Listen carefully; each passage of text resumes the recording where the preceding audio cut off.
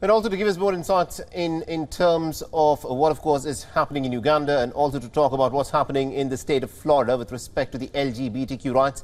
We're being joined by Christopher Kane, who's the White House correspondent for Washington Blade, which is America's LGBTQ news source. Now, Christopher, thank you very much indeed for taking time out and speaking to us here in WION. Now, what has happened in Uganda is of course, being criticized for the right reasons, where the rights of the LGBTQ community have been curtailed. But similar things are also happening in Florida. That's right. Thank you so much for having me.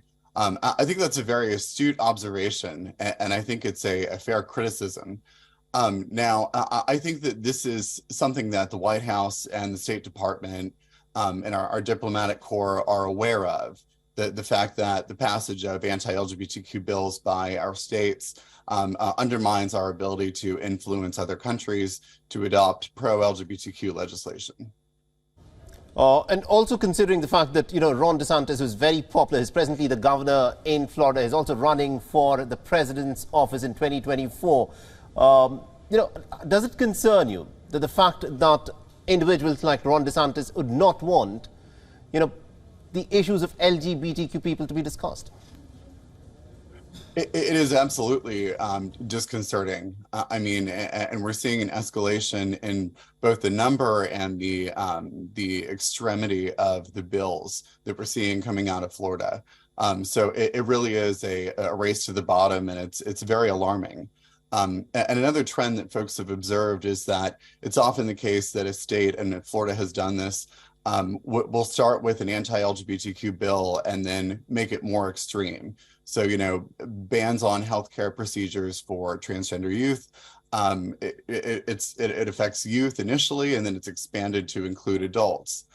So that's what we're seeing in Florida from Ron DeSantis. Absolutely, indeed. Now, this is something that I want you to comment on, because what we've witnessed in Uganda is almost something that a lot of people would be shocked at, where Uganda has passed a sweeping law that makes even someone identifying himself or herself as a member of the LGBTQ community has been criminalized.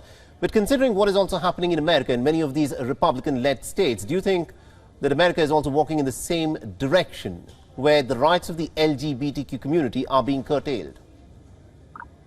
It's hard to say, and I will leave this to somebody who's smarter than I am to provide that kind of analysis. But what we're seeing certainly is totally unprecedented. This wave of legislation that we're seeing, and also we're beginning to see it from members of U.S. Congress, the Republicans in the House. So I don't know if it's going to slow down or accelerate, but it's certainly just, we've never dealt with this before. Absolutely, indeed. Thank you very much indeed, Christopher Kane, for joining us and getting us all those insights there. Thank you for having me.